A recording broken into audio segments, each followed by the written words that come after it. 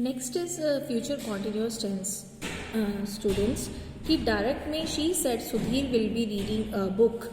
Indirect she said that Sudhir will change into would be reading a book. So will जो है वो would में change हो जाएगा. फ्यूचर परफेक्ट में के टेंस को किस तरह से चेंज करना है. He said I shall have written a letter. He said that as a joiner. He I का ही सेड उसने अपने बारे में कहा. He said that he would shall will be converted into would. Here means instead of should we will use here would because it would is suitable with he would have written a letter.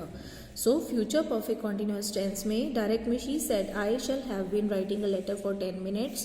So she said जब इसका reporting verb हम इसको convert करते समय she said that she shall का she के साथ here would is suitable. So ज़रूरी नहीं कि हमने shall का यहाँ पे should ही convert करना है. According to this thing कि यहाँ पे हम कौन सा पर्सन यूज़ कर रहे हैं, मतलब कौन सा ही शी इट यूज़ किया है या आई वी दे यू के साथ शुड ज़्यादा सूटेबल होता है. But I should and will should और वुड की जो यूजेस है वो मिंगल हैं. हमने इस चीज़ के अकॉर्डिंग देखना है कि यहाँ पे वुड ज़्यादा सूटेबल है या शुड ज़्यादा सूटेबल है. चाहे यहाँ पे शैली क्यों नहीं दिया हुआ है शुड की बजाय, यहाँ हमने इस चीज़ के हिसाब से देखना है कि शुड ज़्यादा सूटेबल है या वुड. तो would have been writing a letter shall का would have been writing a letter में कन्वर्ट हो जाएगा.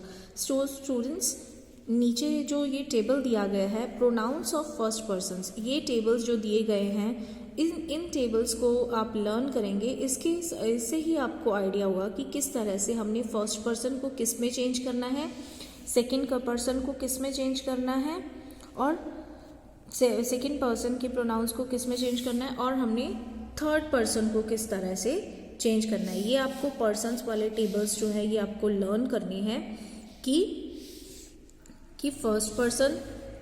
Learn this table students. This is the table how to change pronouns of first person like I my me we are us. Then you, your, you. So please learn this table how to change pronouns of first person. Then क्योंकि आपको persons change करने में भी problem आएगी. See the next is this is the table of change of pronouns of second person. So learn this table how to change pronouns of second person. And next is learn this table how to change pronouns of third person.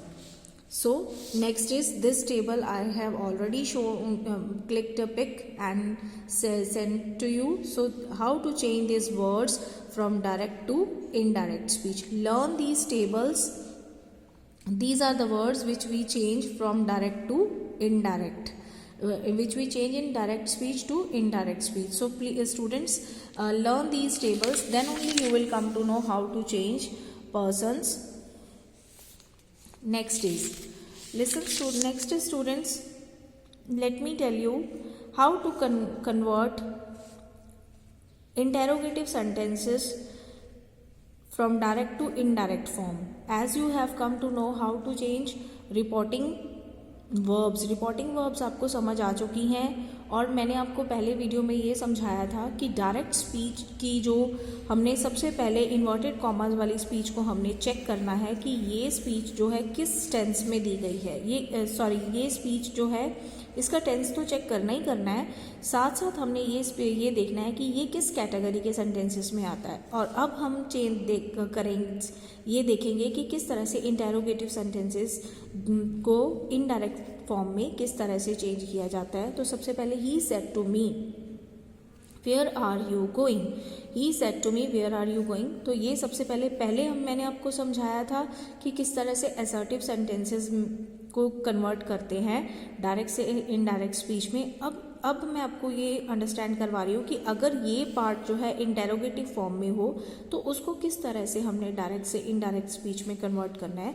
सबसे पहले तो इसमें जब भी ये part interrogative form में आएगा, question form में होगा, तो हमने सेड टू को जो है, ये सेड टू जो है इसको हमने इस सेड टू को जो है सेड टू को चेंज करते हैं हम आस्क्ड में. आस्क्ड, ठीक है. हम इंक्वायर्ड भी यूज़ कर सकते हैं, that is depending on the situation. और इसके अंदर हम कोई भी कनेक्टर यूज़ नहीं करते, जॉइनर यूज़ इन दोनों पार्ट्स को ज्वाइन करने के लिए हम कोई भी जॉइनर यूज़ नहीं करते इंटेरोगेटिव सेंटेंसेस में। लेकिन असर्टिव कैटेगरी के अंदर, असर्टिव सेंटेंसेस कैटेगरी के अंदर मैंने आपको समझाया था कि हम यूज़ करते हैं दैट, मगर इसमें हम कोई कनेक्टर यूज़ नहीं करते। He said to me, where are you going? Said to is converted into asked. He asked me, where are you going? Where I was going. Where I was going. He said to me, उसने मुझे कहा कि मैं कहाँ जा रहा हूँ. Are you going? Is converted into was going. Reporting verb also we have changed from continuous to past continuous. Next is he said to her, where do you live? अब ये है present indefinite में he asked her where she lived. एक चीज़ आपने और ध्यान रखनी है इंटेरोगेटिव सेंटेंसेस को कन्वर्ट करते वक्त, where she lived, इसमें where जब भी यहाँ पर जो भी क्वेश्चन होगा उसके बाद सबसे पहले आपने वर्ब यूज़ नहीं करनी, सब्जेक्ट यूज़ करना है। Where she lived, where lived she ऐसा कुछ नहीं करना, where she lived, he asked her where she lived. Live present indefinite is converted into past indefinite. So I said to him what is your name, I asked him what his name was. इसमें verb जो है पीछे चली जाती है हमेशा। जब भी हम क्वेश्चन कैटेगरी को चेंज करते हैं तो इसमें वर्ब जो है वो पीछे चली जाती है, ठीक है। He said to me what his name was. So is वाली वर्ब जो है वो was में कन्वर्ट होगी, लेकिन वो पीछे चली जाएगी। What his name was, what was his name, ये जो है वो गलत होगा। What was his name आपने इस तरह से नहीं बनाना, what his name was, verb को पीछे लेके जाना है। Next is he said to me, why did you strike me? He asked me why I had struck him. So इसमें प्रेजेंट परफेक्ट जो है वो पास्ट परफेक्ट में चेंज किया है, ठीक है। इस तरह से हम जो है वर्ब की फॉर्म्स को जो है चेंज करेंगे।